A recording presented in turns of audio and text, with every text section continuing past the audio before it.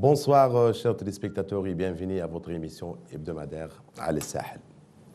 Ce soir, on va parler d'un sujet épineux, extrêmement important, qui est le passif humanitaire. Qu'est-ce qu'on entend par passif humanitaire? La définition du mot passif humanitaire est l'ensemble des violations des droits de l'homme et des crimes relatifs à ces droits commis par un État, un gouvernement ou des groupes armés sur un territoire donné. Est-ce que les événements de 1949, 90, 92 dans notre pays répondent à cette définition d'abord? Passif humanitaire en Mauritanie, quelles solutions? Diagnostic et solutions, bien sûr. Sommes-nous capables de tourner cette page difficile et douloureuse dans un contexte exceptionnel pour les Mauritaniens, selon certains observateurs? Un nouveau président, malgré le silence de l'immense majorité de nos intellectuels par rapport à ces sujets et le négationnisme cynique de certains, nous le sommes quand même persuadés que ce passé, qui a un pied dans le présent, ne fait pas honneur à la Mauritanie. Nous allons dans ces débats tenter de fixer le contexte du passé humanitaire en essayant d'en définir les causes et les conséquences. Avec le professeur Lo Gourmand, bonsoir. Bonsoir. Mon collègue et ami, directeur de publication, journaliste et directeur des publications de l'Innovateur, M. Dia. Bonsoir. Bonsoir. Donc, on va tous les deux essayer de vous poser des questions et puis essayer de... Est-ce qu'on peut rappeler rapidement les faits, ce qui s'est passé en 1989? Je rappelle aux téléspectateurs quand même que c'est suite à une simple bagarre entre un éleveur, un Peul mauritanien d'ailleurs, qui est agriculteur, et un soniquier, où le Peul est éleveur mauritanien, et le soniquier sénégalais qui est agriculteur. Le village de Diawara. Un genre de bagarre banale entre éleveurs et agriculteurs qui arrive tous les jours, mais qui a créé un conflit entre deux États et des confrontations ethniques dramatiques au Sénégal et en Mauritanie. Il y a quand même des graves violations qui ont été commises et qui ont affecté l'État national et qui l'affectent encore aujourd'hui, en mettant en péril la paix et la concorde sociale. Donc, vous pouvez nous rappeler rapidement ce qui s'est passé. Le contexte. Oui. Alors, merci. Effectivement, comme vous l'avez dit, c'est un thème extrêmement important dans l'histoire récente de notre pays, ce thème de passif humanitaire. Terme d'ailleurs qui, malheureusement, est en train d'être galvaudé, parce qu'on ne sent plus, à force de le répéter sous cet emblème un peu glacial, à force de le répéter, on ne voit pas la tragédie ou le drame qu'il y a derrière ces mots-là. Donc, vous avez bien fait, à mon avis, de rappeler que c'est dans un contexte dramatique que ce mot a surgi dans le vocabulaire politique de notre pays, puisque c'est dans le contexte des événements de 89, dont tout le monde se souvient peut-être, pas les plus jeunes, mais dont c'est encore très frais dans les mémoires, qu'il fut d'abord un drame qui est né, disons, d'un incident avec la frontière entre la Mauritanie et le Sénégal, mais il y avait un tel contexte, il y avait un tel condensé de problèmes à l'intérieur de la Mauritanie et dans les rapports que nous avions avec le Sénégal, que tout ceci, effectivement, va s'embraser. Et c'est dans ce contexte d'embrasement que des difficultés donc, de relations diplomatiques avec le Sénégal vont servir de prétexte à un déchaînement de violences inouïes et dans lequel, et je souligne cela, l'État assume un rôle principal. Et c'est dans ce contexte que des populations, une population particulièrement, mais des populations en général, spécifiquement ont été visées en tant que telles. Je veux parler plus particulièrement des négro-africains et dans la catégorie générale des négro-africains, plus spécialement les Halpularen, qui vont en tant qu'ethnie être considérés par l'État, ou en tout cas par ceux qui étaient des représentants à l'époque de l'État, comme étant l'ennemi, quasiment, sinon à abattre, du moins à cibler, à réprimer, et parfois avec une violence qui est absolument inhabituelle pour un pays comme le nôtre, hein, et dans notre histoire, dans l'histoire en général et dans l'histoire particulière de ce moment, en tout cas plus spécifiquement. Donc ce qu'on appelle le passif humanitaire, c'est la suite de tous ces événements qui vont aller d'ailleurs crescendo et qui vont en quelque sorte culminer au début des années 90 par des massacres qui vont avoir lieu, non plus seulement d'une manière un peu générale dans toute la vallée, mais plus spécifiquement, condensément, au sein de l'armée, contre des officiers, sous-officiers et même des hommes de troupes, presque d'ailleurs en partie tous ceux qui portaient uniforme, au sein donc de l'administration publique et dans différentes régions du pays. Donc c'est aussi en rapport avec ces événements qui sont intervenus au sein des corps constitués, que désormais le passif humanitaire prend cette dimension générale qui affecte à la fois les civils et les militaires, victimes de ce qu'on peut appeler une vendetta d'État et une volonté d'État, sinon d'exterminer, du moins de toucher le plus profondément possible une fraction de la population. Professeur, vous étiez là, c'était en 89. Bon, c'est vrai que pour les jeunes, comme vous dites, ça ne va pas de soi parce qu'ils ne savent pas exactement ce qui s'est passé. Puis surtout qu'on n'a pas beaucoup parlé, il faut le dire. Est-ce qu'il y a, on parlait de certains groupes extrémistes qui ont instrumentalisé de façon ou d'une autre ce problème. À l'époque, vous étiez là. Qu'est-ce qui s'est passé exactement par rapport aux intellectuels de ce pays, aux journalistes, aux hommes de foi, à la population? Ce qui s'est passé, c'est disons, des événements politiques internes dans lesquels, avant ça, le pays était englué, des événements liés, disons, à une crise identitaire larvée. Crise identitaire qui a pris des dimensions à partir de 1978. Avant ça, à l'époque du régime... Il y a une campagne d'intoxication. Voilà, à l'époque du régime civil, les problèmes ethniques se posaient, mais ils se posaient un peu classiquement, disons. Ils n'avaient pas revêtu ce caractère systématique, pris en main par l'État, en vue de s'en prendre tout particulièrement à une communauté, soit pour la détruire, soit pour l'expulser, ou soit pour lui créer en tout cas une sorte de citoyenneté de seconde zone. Mais à partir de cette période-là, donc des années 89-90, la dimension de prise en charge par l'État de ce problème dans le cadre d'une volonté délibérée de marginaliser va prendre l'aspect prédominant, l'aspect principal.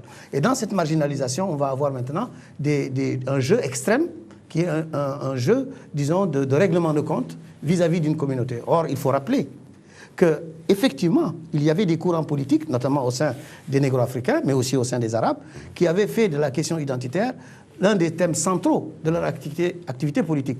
C'est archi-classique dans tous les pays du monde où vous avez des ethnies distinctes. Il est tout à fait normal, il est même inévitable que dans ces communautés-là, distinctes, il y ait, disons, il est tout à fait normal qu'il y ait des revendications identitaires et que des groupes politiques ou des partis politiques prennent en main ces revendications comme en étant leur fonds de commerce, si j'ose dire. D'ailleurs, il n'y a pas de polémique dans ces termes de fonds de commerce. En tout cas, les mettre en avant, parce que c'est une sorte de conscience aiguë qu'on peut avoir sur cette question. Et c'est dans ce contexte que les Flammes, par exemple, les Flammes sont apparues, les Flammes ont rédigé ce fameux manifeste en estimant que le pays a atteint à ce moment-là un certain degré dans la marginalisation, voire dans la répression des communautés négro-africaines. Parallèlement, il y avait les baadistes et les nasseristes qui également, au sein des courants de la population arabe, estimaient que la communauté arabe birmane était menacée ou en tout cas n'avait pas tous les droits qu'ils se devaient avoir dans ce pays où ils sont majoritaires. Donc on a assisté à une sorte de, je ne dis pas surenchère, mais en tout cas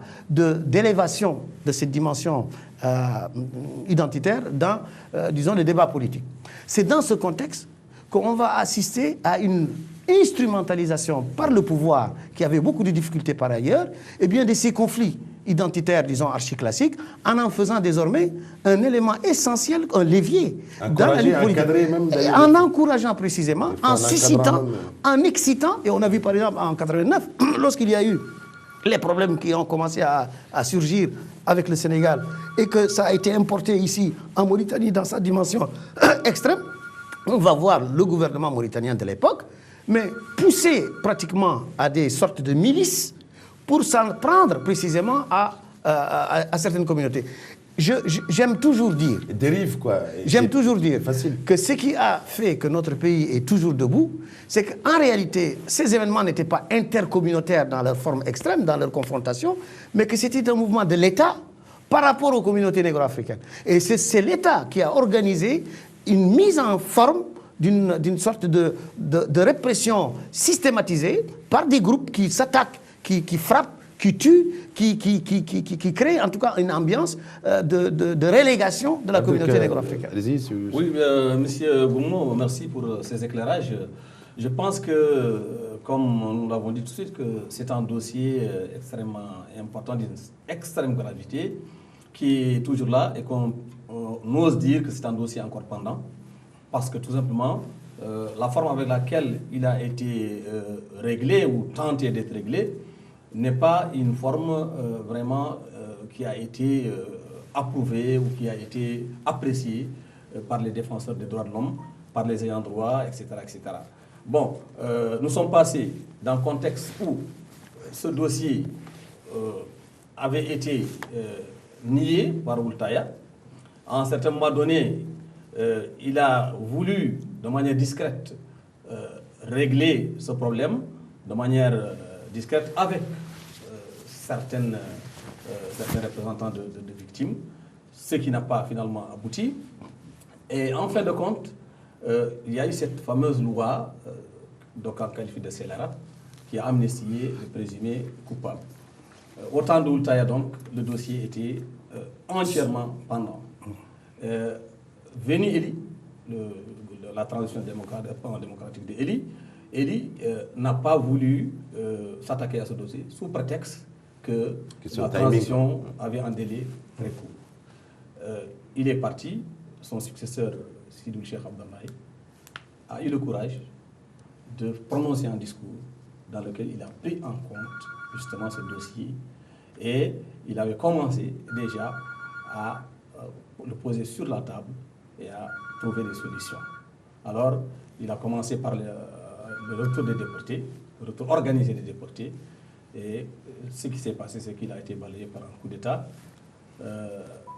Quand Mohamed Abdelaziz est venu, curieusement, le dossier a repris par une forme de règlement que nous connaissons tous, la prière de l'absent à Keïdi, par les indemnisations que l'on appelle les réparations. Alors, à votre avis, pensez-vous, M. Gourmont, que ce dossier-là, à son stade actuel, il est clos, comme l'avait dit Mohamed Abdelaziz, ou est-ce qu'il y a espoir qu'avec le nouveau gouvernement, qu'on reprenne encore ce dossier pour trouver d'autres mécanismes beaucoup plus adaptés à son règlement? Bien. Alors, vraiment, l'historique que vous avez défini... Excusez-moi, professeur, mais je vais essayer juste de faire un peu l'historique aussi, rapidement pour les téléspectateurs, parce qu'il y a quand même ce qu'on appelle acquis obtenu. Bon, si acquis il y a, bien sûr. C'est-à-dire qu'il y a une première tentative, pension de retraite octroyée par le président Taïa, d'ailleurs, aux veuves des militaires. Il y a une deuxième tentative, comme disait mon confrère M. Dia, qui a été amorcée par le Haut Conseil, l'HCE, le Conseil d'État, après le coup d'État du 6 août, en mettant une commission présidée par un officier supérieur de l'armée. Cette commission a tenté un début de solution avec un collectif des victimes appelé COVIR, qui est collectif des victimes de la répression. Et puis il y a la signature d'un accord tripartite entre la Mauritanie, le Sénégal et le commissariat des Nations Unies aux réfugiés qui constitue un cadre juridique ayant régi le retour organisé de 24 536 déportés au Sénégal. Donc, et puis après, il y a la PR, la fameuse PR, la mémoire des victimes a été organisée à Kaïdi, qui quand même, pour les autorités mauritaniennes, cette prière a clos le dossier de passe humanitaire, ce qui n'est pas tout à fait la réalité pour d'autres, mais c'est quand même la première reconnaissance officielle que l'État est responsable. Et bien sûr, à partir de novembre 2008, le collectif COVIR a engagé un processus de concertation avec le président de la République. C'est un historique. Est-ce qu'il y a eu des acquis vraiment obtenus par les victimes? Je voudrais... Vous savez que ce thème est tellement énorme, c'est un océan. On ne sait pas par où le prendre. Je rappelle simplement que parfois on passe trop vite sur certaines choses qui caractérisent la nature du crime concerné. Parce que ce qu'on appelle le passif humanitaire, c'est un crime global.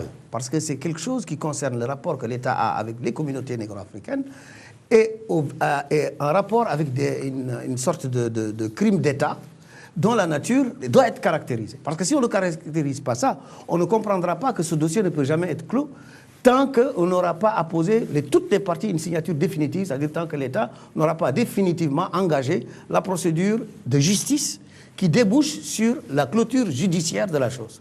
Tant qu'on n'en sera pas là, c'est un dossier, c'est pour répondre un peu à votre question, c'est un dossier qui sera perpétuellement clos. Alors, de quoi s'agit-il? Il s'agit tout simplement d'un crime contre l'humanité, par certains aspects liés aux conditions dans lesquelles les choses se sont déroulées, parce que pousser les gens à déporter des populations, c'est un crime contre l'humanité.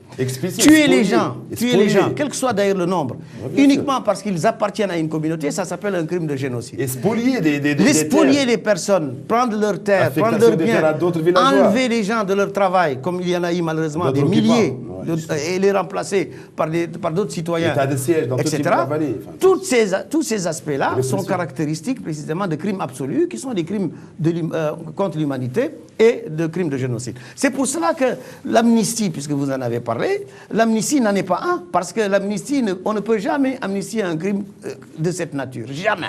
On ne peut pas amnistier un crime de génocide, on ne peut pas amnistier un crime contre l'humanité. Maintenant, on peut simplement le régler définitivement, et ce sont les conditions de règlement sur lesquelles on reviendra. Alors, deuxième mais cette élément. loi d'amnistie, vous pouvez quand même nous en parler. Oui, donc 93, je pense. elle a été faite par un parlement, d'abord, je vous rappelle que le contexte, c'était un parlement monocolore, un parlement bidon. Une chambre d'enregistrement, parce que le régime, même la forme un peu évanescente de démocratie que nous avions aujourd'hui n'avait pas cours à l'époque. Hein. À l'époque, c'est véritablement le Parlement, c'est une excroissance de l'exécutif. Hein. C'est une chambre d'enregistrement de l'exécutif, c'est-à-dire donc que les gens font ce que le gouvernement leur a dit de faire. Je parle des députés. Et c'est dans ce contexte-là que, effectivement, une loi a été adoptée, une loi, on l'appelle scélérate, parce qu'elle viole la constitution mauritanienne, qui garantit le droit de tous les citoyens à avoir la justice. Et elle amnistie alors qu'on ne sait même pas de quoi on veut parler. On amnistie quoi? Parce que pour amnistier quelque chose, encore faudra qualifier la chose. Est-ce que c'est un crime? Est-ce que c'est un délit? Ou est-ce que ça existe? Ou est-ce que ça n'existait pas? Donc on a amnistié des événements sans qualifier la nature de cet événement. Donc techniquement, déjà, d'un point de vue juridique, ça pose des problèmes. Mais quel que soit X, vu la nature de ce qui était reproché à l'État à l'époque, et vu l'extrême gravité des faits, effectivement, qui ont été commis à l'encontre des populations, il s'agissait de crimes non amnistiables. Et aujourd'hui encore, au moment où on parle, ces crimes sont donc ouverts. D'autant plus que, et j'ajoute aussi, qu'il y a des personnes qui sont disparues. Or, même si ce n'est pas un crime contre l'humanité, même dans l'hypothèse où il n'y a pas un crime contre l'humanité, un crime continu ne peut pas être amnistié. Qu'est-ce qu'un crime continu? C'est un crime qui se poursuit au moment même où on veut l'amnistier.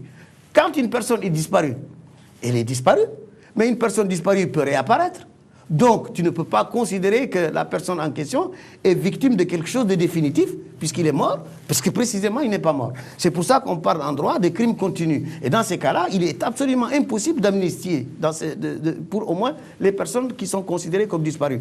Et appartiennent à la catégorie des personnes disparues, toutes les personnes dont on ne sait pas où sont leurs sépultures, et où on ne leur a pas qualifié les conditions dans lesquelles ils ont été tués, et où soit on peut leur donner les dépouilles, soit attester formellement des conditions dans lesquelles ces personnes sont mortes ou sont disparues. Vous savez, ce que réclament d'ailleurs les veuves en particulier, puisqu'on les appelle comme ça. D'ailleurs, les poursuites pénales, parce qu'on a tendance à considérer toutes ces poursuites, voilà. Cette loi que les victimes... Parler de disparus.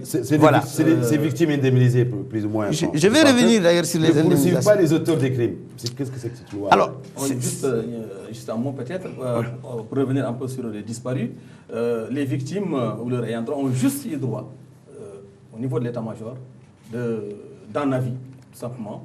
C'est un avis. Qui dit que voilà, votre mari ou votre frère a disparu. Voilà.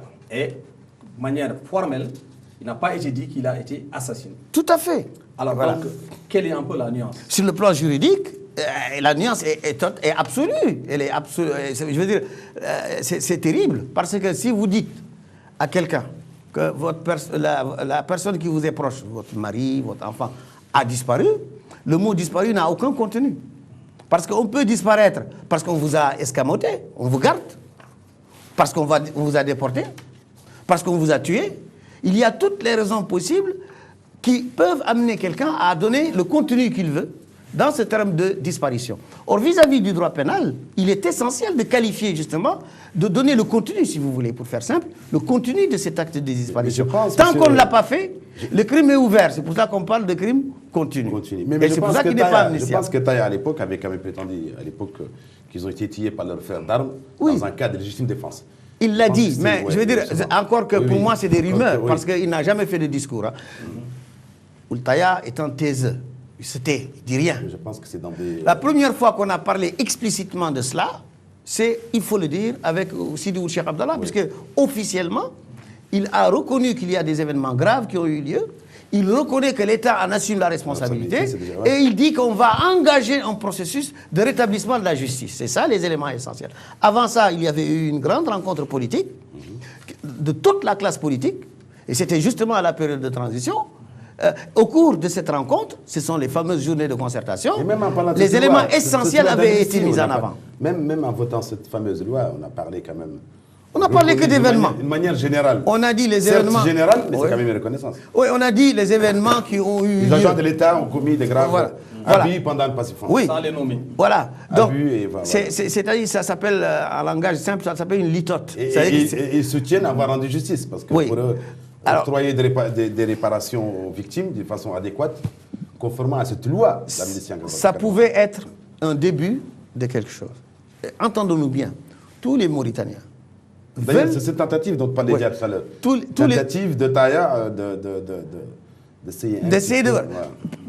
Parce que la pression était forte. Oui, et puis la pluie était- N'oubliez pas qu'en interne, il y avait une très forte pression des courants politiques d'opposition à l'époque.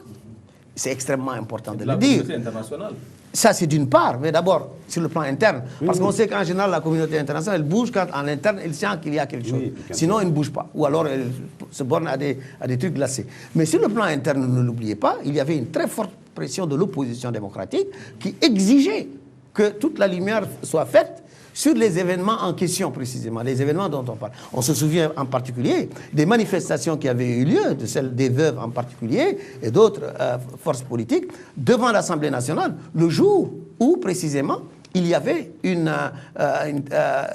cette espèce de parodie de vote sur la loi d'amnistie. Je dois d'ailleurs saluer ici le courage d'un député qui appartenait d'ailleurs curieusement à la majorité, c'est le député Habot à l'époque, qui a dénoncé cette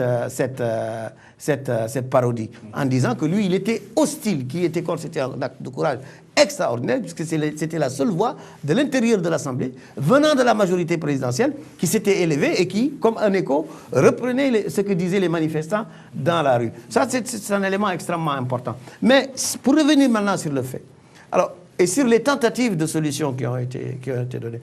Alors, moi, ce qui me révolte, ce qui me révulse, c'est les tentatives qui ont été faites, et qui ont été faites, effectivement, depuis Sidou Cheikh Abdallah jusqu'ici, d'instrumentalisation de ces choses. C'est extrêmement grave. La prière de Keyedi, c'est une grossière instrumentalisation. Pourquoi? Parce qu'elle n'a été précédée d'abord de rien, et elle n'a été suivie de rien. Quand je dis qu'elle n'a été précédée de rien, c'est parce que l'extrême gravité de cette situation exigeait un consensus. Consensus qui avait été obtenu lors des journées de concertation, pendant la période de transition. On avait convenu, entre différentes forces politiques, des conditions dans lesquelles devrait être élaborée une justice pour la vérité, par la réparation et avec le pardon. Ces éléments essentiels qui constituent ce qu'on appelle la justice transitionnelle avaient été convenus. Et les personnes qui avaient été... C'est quoi la justice transitionnelle? La justice transitionnelle, c'est celle qui permet précisément de se passer de certains aspects de procédure de la justice classique en raison de l'extrême gravité des situations qui résultaient de certains faits et aussi en raison de la nécessité d'avoir une souplesse pour conserver l'essentiel, l'intégration sociale ou éviter certains types de règlements de compte. Faire la justice, rien que la justice, mais sans aller plus loin que dans la justice et en faisant en sorte qu'il y ait pardon et qu'il y ait réparation. On a des exemples qui ont eu lieu, notamment, nous avons l'exemple classique d'Afrique du Sud. Nous avons tout proche de nous l'exemple du Maroc, voilà, ou la Gambie, on reviendra là-dessus. Mais ce que je veux dire, c'est que cette instrumentalisation, c'est ça qui a fait que jusqu'ici, cette histoire-là rebondit comme un ballon de basket. C'est-à-dire que d'un régime à un autre, ou d'une période politique à une autre, cela prend des aspects de rebondissement. Ça repart, ça repart. Par exemple, Oula Abdelaziz. N'oubliez pas que par rapport, que pour aussi certains, ils s'insurgent contre ceux qui luttent pour trouver cette mais bien sûr, oui. En disant aussi que les ONG instrumentalisent. Mais c'est des minoritaires. Donc l'instrumentalisation est de part et d'autre. Oui, d'accord. Il y a quand même une instrumentalisation de part et d'autre. Mais bien évidemment. Mais c'est des minoritaires. L'essentiel. C'est vrai que le pouvoir, c'est... Ouais. L'essentiel, c'est que le peuple mauritanien, dans son ensemble, les différentes catégories qui appartiennent à ce peuple, veulent que l'on crève cet abcès, qu'on tourne la page, qu'on fasse autre chose après avoir pensé les plaies, après avoir corrigé ce qui a été fait, mais en sachant ce qui s'est passé. Parce que le plus important, en fait, derrière tout ça, c'est d'abord un devoir impératif de vérité, c'est-à-dire de faire savoir ce qui s'est passé. Parce que si on ne sait pas ce qui s'est passé ou compter ce qui s'est passé, ça recommencera. Ouais, le problème, il est là. Et nous ne voulons pas que les choses se recommencent. Je veux dire, le peuple mauritanien ne veut pas que les choses se recommencent. Donc il faut un devoir de vérité d'abord. Il y a une fumisterie, de la part jusqu'ici de l'État qui consiste à dire dans un langage à gauche, oui, nous allons régler le passif humanitaire, et dans un langage à droite, de maintenir les choses telles qu'elles sont, et même en réalité, de pousser pour que les gens qui en sont les victimes soient constamment en état de demande sans jamais être satisfaits. Pour vous, il faut un devoir de vérité d'abord. Le devoir de vérité est le devoir absolu. La vérité d'ailleurs est absolue. Avant le devoir de justice. Mais bien évidemment. Mais qu'est-ce que la justice sans la vérité? D'ailleurs, il ne faut jamais oublier que la justice est une forme d'existence de la vérité. Dire la justice, c'est dire ce qu'est la vérité. Sans vérité, il n'y a pas de justice. C'est un sens élémentaire, ça n'a pas besoin de faire. Donc un devoir de mémoire, bien sûr, demandé aussi à le devoir de mémoire résulte de cela parce que c'est quelque chose qui simplement édifiera les générations futures. Ceux qui l'ont vécu savent, mais ceux qui viendront se souviendront que des choses graves ont été commises et ne devront jamais se répéter. Il en va de l'honneur de notre peuple, il en va pour demain également de la sécurité de tout un chacun. Donc vous pensez que ce règlement du passif humanitaire a commencé par la fin? Par le devoir de réparation, justement, par le devoir de réparation. La réparation, par exemple. Qui est le quatrième. La réparation, par exemple. Est-ce que vous savez, et ça c'est une honte, est-ce que vous savez que ceux à qui ont été distribués cet argent, 1 200 000 pour être clair, et puis un peu des terrains qui ont été donnés aux veuves. Vous savez comment on leur a dit qu'au Balal? Balal, ça veut dire c'est une aide. Oui, une aide sociale. C'est une aide, oui. Mais ce n'est pas une aide. Si. Non, ce dont ils ont besoin, c'est la réparation. La dia. Oui, la dia n'est pas une aide. Vrai. Non, c'est une réparation. Et la réparation doit équivaloir à la gravité. C'est un dû. Ça a été fait sous les formes juridiques de l'islam. Non, d'abord oui, ça a été. Est-ce que vous savez dans quelle forme ça a été fait? Vous savez comment? On m'a rapporté comment. Ils ont parlé de dia. Mais est-ce que vous savez? Je vous pose une question simple. Où est-ce qu'ils ont eu leur argent? Ben, je sais pas.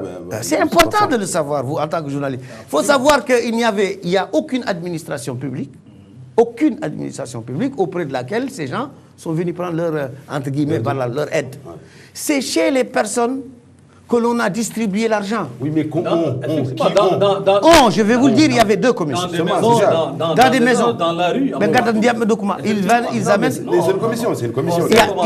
Il y a eu deux commissions. Moi, je parle d'après ici ou 2008. Il y a eu deux commissions. Comme ça, de manière sous ce régime actuel. Sous ce régime actuel. C'est lui qui vient de partir. Ouais. Sous le régime de M. Ould Abdel Aziz, il y a eu deux commissions. Il y a une commission qui était présidée par le général Dia. L'officier supérieur de l'armée. Oui. Et il y a une commission qui était présidée par le général Ould Hannan. Deux commissions. La première aussi, la commission. Voilà. Là, ça, c'est la première commission. M. Dia s'est appuyé sur une partie de Covid, parce qu'ils ont politisé. M. Dia, c'est un général de l'UPR. Il s'est comporté, non pas comme un général. Oui, on a parlé d'une aide sociale pour les ayants droit, des martyrs. Je veux dire, ils se sont ils ont utilisé martyrs des forces armées. Ils se sont appuyés sur une partie, en les instrumentalisant, de groupes, disons, qui revendiquaient le règlement de cette question. Vous avez parlé de Covid. Covid était divisé en deux. Et ils ont instrumentalisé leurs sentiments et ils les ont amenés précisément à accepter, sans condition pratiquement, ou en tout cas sans discussion préalable, et surtout sans aucune clarté, à accepter les conditions qui ont été définies par cette commission. C'était la commission pour les veuves. Ça, c'est la commission de M. Dia. Pour les veuves. Et cette commission, il y avait d'ailleurs... Mais il y a aussi les fonctionnaires de la fonction publique. Ils étaient trois. Ça maintenant, la deuxième commission... Établissement public. Et parapublic d'ailleurs. Ça, c'est la deuxième commission, qui est la commission présidée par M. Hannan. Ils ont parlé de la reprise. Elle, c'est pour les rescapés. La reprise dans la fonction publique pour ceux âgés de moins de 100 ans. Oui. Et la mise à la retraite pour ceux âgés dont l'âge a dépassé 100 ans. Mais tout ça... Ça a été fait. Oui, mais attends, je sais pas moi. Tout ça. D'abord pour les victimes, d'abord. Pour les victimes. C'est important de savoir. C'est important. Vous savez pourquoi c'est important. Oui, vous savez pourquoi c'est important. C'est que regardez l'obscurité et l'opacité dans laquelle on se trouve. Ouais. Moi, je vous parle de deux commissions. Quels sont les rapports? Qui les a désignés? Le président de la République. Dans quelles circonstances? Je ne sais pas. Qui le composent? Ce sont ses amis. Parce que les généraux Hanan... Oui, mais on a quand même brisé le tabou. On a brisé le tabou quand même. Oui, mais il n'a pas... Le tabou a été brisé au moins depuis les journées de concertation. Bien sûr. Depuis les journées de concertation, c'est devenu une affaire d'État, une affaire publique. D'ailleurs, on peut dire, et vous l'avez dit vous-même d'une certaine façon, déjà sous Oultaya, c'est une forme de reconnaissance. Un peu absurde, mais il la reconnaît avec l'amnistie. Hein? C'est par le côté pourri. Mais ici, on est dans toute autre chose. Ould Abdelaziz est dans toute autre chose. Il était dans une relation avec cette question du passif, qui n'est pas de même type qu'avec les autres, parce qu'il n'est pas accusé directement d'avoir été, lui, responsable de cette situation. Il était donc, comme Sidi Ould Cheikh Abdallah, placé le mieux pour pouvoir éventuellement mettre sur les rails, au moins, un processus de règlement. Un début de solution. Enfin. Il a tenté un début de solution invraisemblable, parce que c'est dans un contexte d'un putsch, qui était un putsch qui avait freiné net le processus de règlement qui était en cours. Parce qu'au moment où lui, il a pris le pouvoir, le règlement était plus qu'en cours. Les déportés, les premières vagues des déportés sont venues. Vous avez cité, il y avait 22 000. C'était à peu près 65 000, peut-être plus même, qui étaient seulement au Sénégal. Je ne parle même pas des déportés qui étaient au Mali, dont certains d'ailleurs continuent à y être au Mali et qui n'ont jamais été réellement touchés par rapport à ce processus. Aujourd'hui encore, au moment où on parle, il y a toujours des déportés de l'autre côté de la vallée qui ne peuvent pas venir parce qu'ils ne peuvent pas venir comme ça. C'est pas qu'on les empêche de venir, mais c'est pas qu'on les empêche, disons, juridiquement de venir, mais c'est parce que matériellement... Le 30 novembre 2008 et le 25 mars 2012. Oui, mais matériellement, ils ne peuvent pas venir. Mais l'effectif était de 25 100 personnes ceux qui sont venus. Au 30 août 2007. Ça, c'est ceux qui sont venus. Mais il y a ceux qui ne sont pas venus. Il y a des milliers de personnes qui n'ont pas de papier. Vous vous rappelez-vous de ça? C'est l'enrôlement, c'est suite à un enrôlement. Oui, l'enrôlement, c'est après. Mais à l'époque, il n'y avait pas d'enrôlement. Non, je parle de l'enrôlement des déportés. Des déportés, oui, d'accord. On va revenir un peu sur... Voilà. Il avait commencé un peu quand même à parler de manière processuelle des indemnisations. Il a commencé par les victimes. Si j'ai dit victimes, c'est tout le monde qui est victime. Mais je veux dire qu'ils ont commencé d'abord par ceux qui ont perdu la vie. Voilà, la vie. Ensuite, il y a d'autres fonctionnaires qui ont été déportés. Voilà. C'est également des victimes. Absolument. Si, pour faire simple, on peut dire qu'il y a à peu près 4 catégories de victimes. Il y a ceux qui ont eu c'est-à-dire les victimes de sang directement, qui sont morts. Il y a ceux qui ont été, disons, déportés, qui ont perdu donc leur nationalité, etc. En tout cas, qui ont perdu leurs pièces, qui ont perdu leurs biens. Donc il y a aussi les spoliés, ceux à qui on a pris des choses, que ce soit d'ailleurs leurs biens, leurs maisons, ou que ce soit leur cheptel, ou des trucs comme ça. Et puis il y a ceux qui ont perdu leur emploi, par exemple les fonctionnaires. Et puis ensuite, il y a bien sûr une multitude d'autres qui, eux, ont perdu autre chose. Par exemple, il y a eu des femmes qui ont été victimes de sévices. Il y a d'autres qui ont été pris, torturés, enfin des choses comme ça. Donc vous avez un ensemble de choses qui sont des crimes contre l'humanité, ou en tout cas des atteintes graves aux droits de l'homme, et pour lesquels il y a un consensus national sur la nécessité d'abord de connaître ce qui s'est passé pour eux, de leur reconnaître le tort que l'État a commis vis-à-vis d'eux, puisque c'est l'État qui a commis ces torts-là, et aussi pour la nécessité de les indemniser. Donc il faut des enquêtes. La commission d'enquête. Ils ont établi la vérité. Voilà. Donc ça, c'est du point de vue du traitement, du point de vue du règlement. Mais avant le règlement, il faut d'abord tomber d'accord sur la nature des choses concernées. Qu'est-ce qu'on leur reproche aux gens et à l'État? Et qu'est-ce que les gens ont subi comme dans leur vie, dans leur chair, etc. Cet élément-là est essentiel parce que c'est lui qui permet de mesurer le degré de sérieux. Ouais. Parce que quand tu viens prier, c'est bien, mais tu pries seulement, si j'ose dire, entre guillemets, pour des morts. Entre guillemets, pour les morts. Ouais. Mais les autres catégories de personnes que j'ai évoquées, ne sont pas concernés par la prière elle-même, à proprement parler. Oui. D'une part. Et deuxièmement, il y a un élément essentiel, par exemple. Ça aussi, on oublie toujours de le dire. Mais Ould Abdelaziz avait fait une promesse formelle, c'est d'identifier les tombes. Où il l'a dit. Est-ce qu'il l'a fait? C'est quand même très important. Jusqu'au moment où je parle, voyez-vous, 25 ou 30 ans après, il y a des personnes qui ne savent pas où sont enterrés leurs papas, leurs enfants, leurs trucs, etc. C'est quand même quelque chose d'inouï. Et je ne parle même pas du devoir, disons de mémorialisation. Savez-vous, par exemple, que les 4... Savez-vous que les 4 Français qui avaient été tués près d'Alleg, vous vous rappelez de ça? Bien sûr. Est-ce que vous savez qu'ils disposent d'un monument? Oui, près d'Alleg. Oui. Mais alors, 4 personnes. Parce qu'on sait exactement où ils sont tués, par qui et pourquoi. Oui, et quand, mais on connaît, mais aussi on connaît ici. Où sont tués, Est-ce que pensez? Ould Abdelaziz a dit qu'il va les identifier. De toute façon, il faut chercher, connaît ou pas. Il faut et puis nous sommes en Mauritanie, tout le monde sait ce qui se passe, tout le monde sait ce qui se passe. Il faut faire une enquête, c'est tout. Et ceux qui en sont victimes sont encore là, leurs compagnons sont présents. Ceux qui sont à l'origine de ces choses-là nous écoutent probablement, ou en tout cas, il y a beaucoup de chances pour certains d'entre eux nous écoutent. Donc tout le monde sait à peu près ce qui s'est passé. Donc ça, c'est dans le traitement. Ça, c'est par rapport à la mémoire, ça, c'est par rapport à notre pays, à notre patrie, à notre nation. Maintenant, par rapport au... Ça, c'est par rapport au traitement. Maintenant, par rapport au processus lui-même. D'abord, premièrement, il faudra admettre ce que M. Sidi Cheikh Abdallah avait admis. Le réaffirmer, le réactualiser. Il s'agit d'un crime d'État. La responsabilité incombe à l'État. C'est à l'État d'assumer la responsabilité globale de ce qui s'est passé. Maintenant, la responsabilité personnelle, particulière, ça c'est dans la justice que l'on trouvera à l'identification de ceux qui ont été à l'origine de ça. Là, on parle d'autorité de l'État. Voilà. Mais la première des choses, c'est la responsabilité de l'État sous sa forme la plus simple, la plus immédiate, sa forme juridique. Celle-ci ne pose pas de gros problèmes si réellement il y a une volonté de trouver la solution. Le problème, il va commencer surtout lorsqu'il s'agit d'identifier les personnes directement et pénalement responsables de la situation. Alors tout ça suppose qu'un climat soit créé, qu'il soit un climat favorable à un règlement, qui soit un règlement qui débouche sur du pardon. Parce que nous, l'État que nous voulons, c'est un État sans tâche, un État qui soit lavé de toutes ces saloperies. C'est surtout la prévention de Ensuite, deuxième élément, nous savons que nous sommes dans un pays dont les populations aspirent à vivre en paix.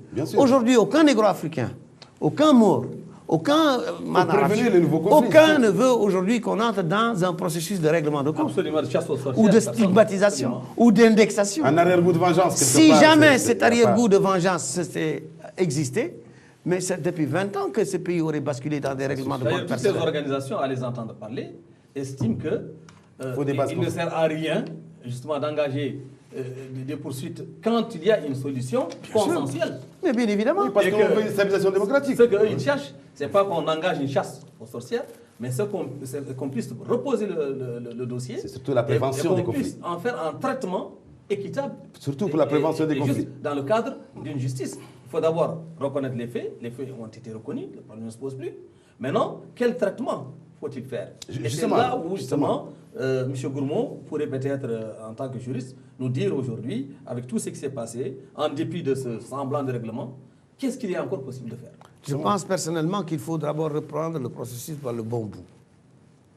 Reprendre le processus par le bon bout, c'est d'abord, il faut cesser d'en faire une affaire clandestine. Il faut une volonté déjà. Il faut cesser de faire de cette chose-là une affaire de vieilles fatiguées qui sont usées à marcher dans les dédales des administrations pour courir après je ne sais quoi, quel dossier, et pour faire admettre par un obscur agent que oui, moi je suis bien la veuve d'un tel ou d'un tel. Mais il faut que ces gens soient sortis dans la lumière. Il faut que les victimes retrouvent leur honneur, retrouvent leur dignité, retrouvent l'affection de la nation. Il faut que les victimes soient considérées comme telles. Vous avez des propositions concrètes à donner? Les propositions concrètes, c'est d'abord que l'État doit reprendre la parole sur la question. Vous comprenez? La chose la plus importante quand il y a une blessure, ce n'est pas le sparadrap qu'on vous met sur la plaie, c'est d'abord la parole apaisante qu'on vous donne. Vous comprenez? C'est aussi important que le traitement qu'on vous donne. Je vous cite, M. Gourmont, dans votre page Facebook, vous avez dit à l'époque, réduire la question des crimes de masse contre les militaires négro-africains de 1990 à une question de sous à verser aux ayants droit, c'est rendre leurs blessures encore plus purulentes et leurs douleurs plus vives. C'est les mépriser et mépriser tous ceux qui, au sein de notre peuple, toute race et ethnie confondues, luttent avec détermination pour que enfin toute la vérité avant toute autre démarche de l'État. Voilà. C'est aujourd'hui encore ma profonde conviction. Je pense que si on va dans cette logique, qui est celle d'abord de regrouper la nation mauritanienne autour de ses valeurs, qui sont des valeurs partagées. Nous avons la chance d'avoir un peuple qui a des valeurs partagées, qui a des valeurs communes. Il n'y a pas de guerre de valeurs en Mauritanie. C'est ça d'ailleurs qui est notre chance. Très important. C'est ça notre chance. On parle de conflits d'identité ailleurs, dont la force est destructrice. Pourquoi? Parce que les identités là-bas se fondent sur des valeurs qui sont distinctes, le plus souvent. Chaque ethnie ou chaque groupe a ses valeurs qui lui sont propres et veut les aligner par rapport aux autres. Ici, non. On a des valeurs communes, des valeurs partagées, qui sont nées de l'histoire, qui sont nées de brassage, qui sont nées de mille et une choses, qui sont nées de partage de religion, qui sont nées de beaucoup de choses. Ces valeurs communes-là, c'est celles-là qu'il faut mettre en avant. C'est elles qui nous permettront, nous, de dire ce qui s'est passé. D'ailleurs, ça se passe tous les jours chez nous. Quand quelqu'un fait une gaffe dans une famille voisine, ou quand quelqu'un a commis un crime chez quelqu'un d'autre, les gens se voient, les gens discutent, les gens débattent, les gens trouvent une solution, ils se saluent, ils s'embrassent et ils s'en vont. C'est comme ça que notre société fonctionne. Mais ce n'est pas l'État. Mais l'État doit être l'expression institutionnelle de notre nation. L'État ne doit cesser d'être quelque chose d'extraterrestre qui nous soit imposé d'en haut. L'État doit prendre racine chez nous, là, dans nos valeurs. Et elle doit refléter ce que nous, Mauritaniens, nous voulons qu'il soit. Ce n'est pas l'État qui doit nous imposer ces valeurs. C'est nous qui devons imposer à l'État ces valeurs. Et c'est parce que nous sommes précisément pris dans cette logique où c'est l'État qui nous dicte tout qu'on en arrive à cette situation. C'est que mon cher confrère Dia vient de lire, ce que vous avez écrit. Ce n'est pas seulement un problème de pognon, parce que en prenant cet argent, ils ont signé un accord dans lequel ils s'engagent à ne pas porter plainte contre les responsables de la mort de leur époux, de leur frère. Mais ça, c'est du chantage, c'est grave. C'est du chantage. Voilà. C'est ça. Voilà. Qu'est-ce que vous pensez de ça? Ceux qui ont signé, semble-t il, ne savaient même pas. Oui, plus de 200 ayants droit quand même. Pas, exactement. Je pense que c'est pour ça que c'est très grave. Hein. C'est extrêmement, vous l'avez bien dit, c'est une forme, c'est ça l'expression de négationnisme cynique. Le caractère cynique vient de là. C'est-à-dire que moi, je te donne de l'argent parce que je te donne et puis voilà, on n'en parle plus. Mais finalement, ce qui s'est passé n'est pas si grave, puisque avec de l'argent, les choses passent et on oublie.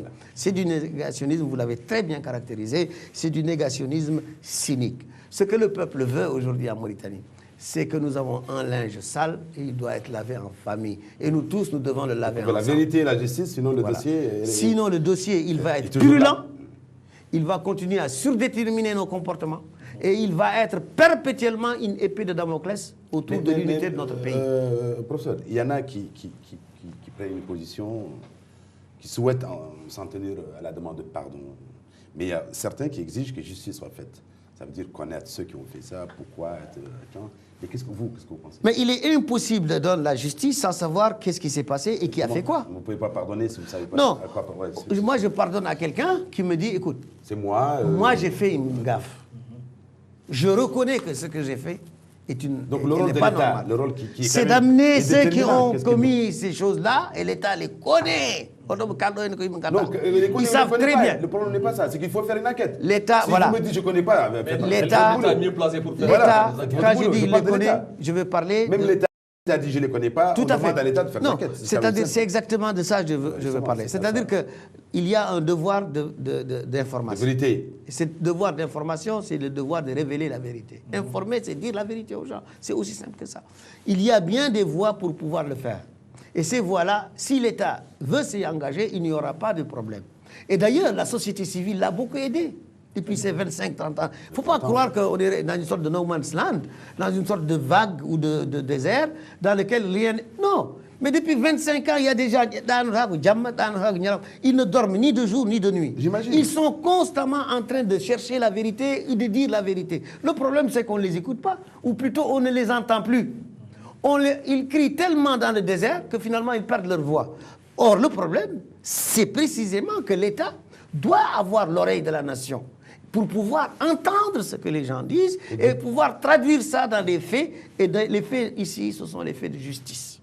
Donc si on prend un peu notre contexte national en considération, tout en s'inspirant bien sûr des expériences d'ailleurs, comme celle du Maroc ou de l'Afrique du Sud et d'autres, est-ce que nous sommes capables de trouver des solutions? Concrètement, vous savez, j'ai dit que si nous écoutons, parce que là, ce n'est pas dans la théorie, hein, on n'est pas dans l'académisme ici, on est dans la chose pratique. Écoutons ce que disent les veuves. Écoutons ce que disent les enfants. Vous n'avez jamais entendu. Et c'est quand même quelque chose de remarquable. Moi, je trouve que c'est remarquable. Et c'est vraiment quelque chose de... C'est une injustice supplémentaire que de ne pas le reconnaître, ça.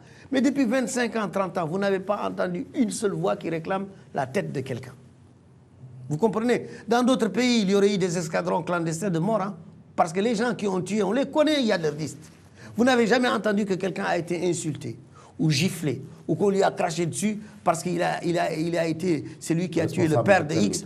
Jamais. Même les plaintes à l'étranger n'ont pas été réactivées. Absolument pas. D'ailleurs, on a l'impression qu'à un certain moment, là, voilà, les gens ont attendu. Parce que ça vient d'ici. Comment les choses se passeraient ici. Comment les choses vont. Voilà. Donc je voulais dire ici, par là, que nous n'avons pas de problème ou de difficulté par rapport à la justiciabilité elle-même de la chose, c'est-à-dire par rapport au fait... Pour vous, il faut mettre fin à l'impunité. À l'impunité. Parce que c'est ainsi que la justice de chez nous va retrouver d'abord ses lettres de noblesse. Parce que la justice, elle se reconnaît d'abord dans sa capacité à gérer des crimes. La justice commence d'abord par les crimes. La justice commence par le crime. Et c'est de ce point de vue-là que notre justice doit reprendre pour que d'autres ne jugent pas à notre place. Ce n'est pas seulement une question d'argent. Donc on a dépassé ça. La question d'argent, c'est une question que je considère pour ma part importante pour les victimes. Bien parce qu'il faut manger, il faut boire. Mais pour moi, c'est quelque chose qui devrait être mettre un point final. Parce que ça rentre dans le cadre d'un programme de réinsertion. Parce qu'il s'agit, ce qu'ils veulent, c'est être réinsérés. D'ailleurs, l'argent, quand on parle de l'argent, il y a d'autres d'ailleurs qui n'étaient pas concernés par ce dossier-là, qui ont été indemnisés. On a pris, tout à fait. On a pris de 1980 parce que vous le savez, y compris dans le cadre du putsch de 2003. Parce que le pass humanitaire, c'est quand même de 80. Oui, mais quand on dit, les réparations, il faut être simple, et il faut être clair, et il faut être tranchant. Quand on parle de passif humanitaire, on parle d'un crime particulier. C'est un crime collectif adressé à des communautés et ça touche l'unité nationale. C'est le point. Ça touche l'unité nationale. D'autres crimes ont été commis dans ce pays-là. D'autres crimes ont été commis et l'État se devrait de les indemniser. Mais dans le cadre des crimes... C'est comme d'ailleurs par rapport à ces victimes-là qui ont été victimes des événements au Sénégal en 89. Moi, je considère que l'État n'a pas joué le rôle qu'il devait jouer. Ces Mauritaniens qui ont été victimes à l'étranger, au Sénégal en particulier, de choses extrêmement graves, qui sont venus ici parfois dans des conditions extrêmes, de dénuement extrême. On était là, on a vu, on a assisté à des choses ignobles, effectivement, dont ces personnes ont été victimes dans beaucoup de régions au Sénégal. Ils sont venus. Ce n'est pas de cas identiques par rapport au sort qui nous concerne. Et il ne faut pas qu'il y ait de l'amalgame. Mais l'État mauritanien, à mon avis, n'a pas fait ce qu'il aurait dû faire par rapport à cette situation particulière dans le cadre du règlement de crimes ou actes, en tout cas détestables, qui ont été commis vis-à-vis d'une partie ou d'une fraction de notre population. À chaque fois qu'on parle par exemple, maintenant, faire l'amalgame, certains disent oui, voilà, les Mauritaniens ça c'est un amalgame. Ça c'est l'amalgame. Et l'État doit faire la distinction entre les deux, parce que les choses sont très claires pour les Mauritaniens. Ce sont deux choses distinctes. Ce sont des victimes. Il y a bien une chasse sorcière contre les morts au Sénégal. Mais ça a dépassé aussi en Mauritanie. Bien évidemment, c'est distinct. C'est deux choses différentes. C'est la responsabilité de l'État. Là, quand on parle d'un problème national, c'est à l'État de régler justement. Absolument. D'ailleurs, donc en fait, c'est l'abrogation de la loi d'amnistie 93-23 d'ailleurs. Pourquoi l'État, selon vous, en tant que juriste, pourquoi l'État ne soumet pas le débat aux actuels représentants du peuple à l'Assemblée nationale, comme cela a été le cas au moment où on l'a adopté? Parce que quand on l'a adopté, c'était bien comme ça. Absolument. Alors quand on ne l'assumait pas encore une fois, pourquoi pour ma part, je pense, pour ne pas être démagogue, pour parler les droits dans les yeux, je pense que ça doit être le couronnement du processus. Peut-être qu'ils vont la voter. La question de la loi ne se posera, si on est réaliste, ne se posera pas dans une majorité, entre guillemets, parlementaire, dont on sait comment elle est constituée, par des députés dont on sait en majorité de quel bord ils relèvent. Cette majorité-là ne fera jamais quelque chose vis-à-vis de cette loi-là tant qu'on ne leur a pas donné le bon signal. C'est ça ce que je veux dire. Ça veut dire le chef de l'État.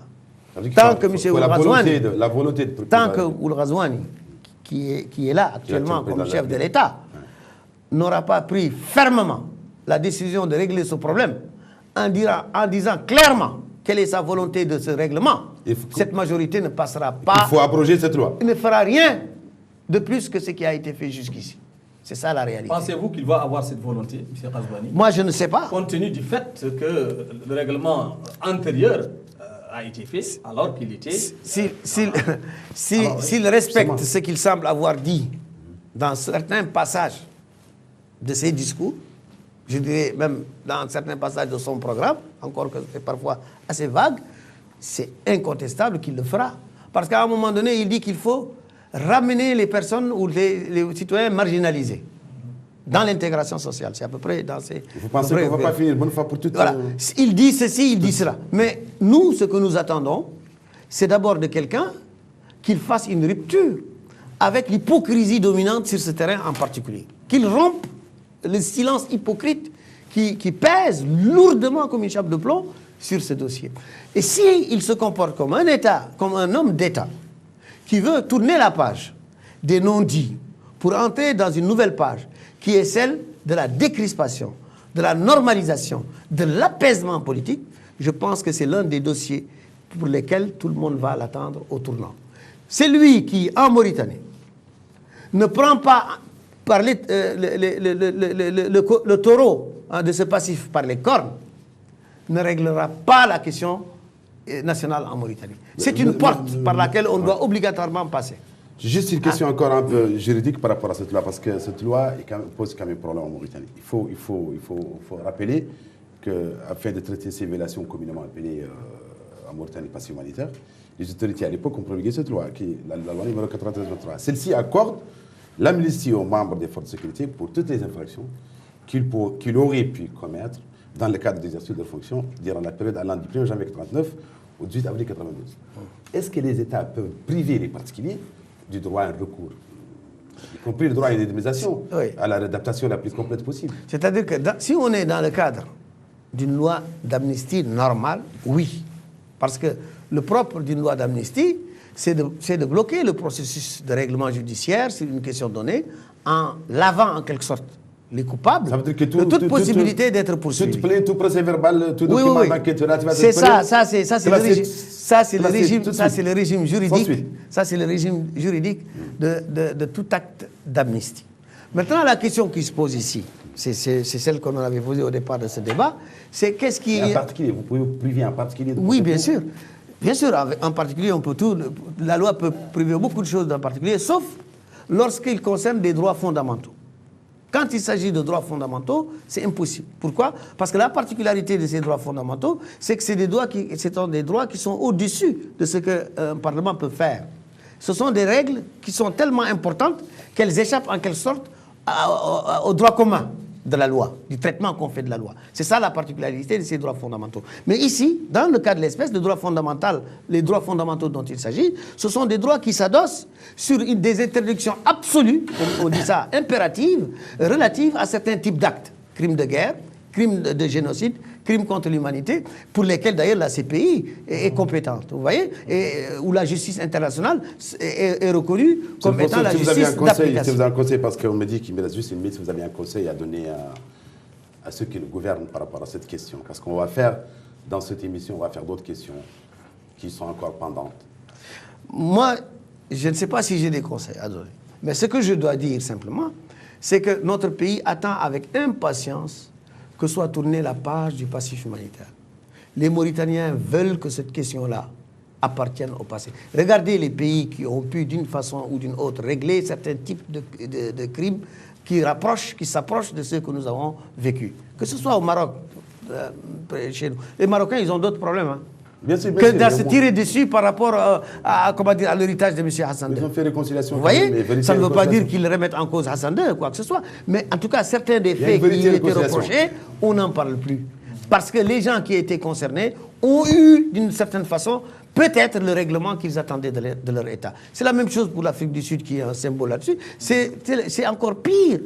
C'était encore pire pour le Rwanda.